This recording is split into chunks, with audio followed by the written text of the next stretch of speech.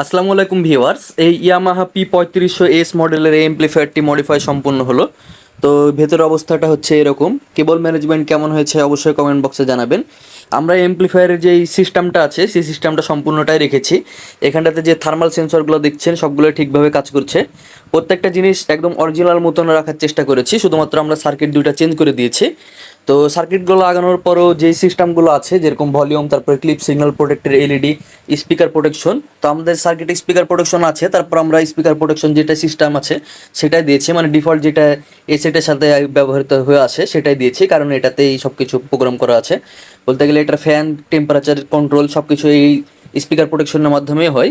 তারপরে দেখতে পাচ্ছেন এখানটিতে যে ব্যাক প্যানেলটা আছে বা যে ইনপুট ব্যালেন্স সার্কিট যেটা আছে, তো এটাতে একটা ফাংশন আছে, সেটা হচ্ছে ওয়াইএস প্রসেসিং। তো এটা ইয়ামাহার হয়তো কোনো একটা প্রসেসিং হবে যেটা খুবই মানে সুন্দরভাবে কাজ করছে।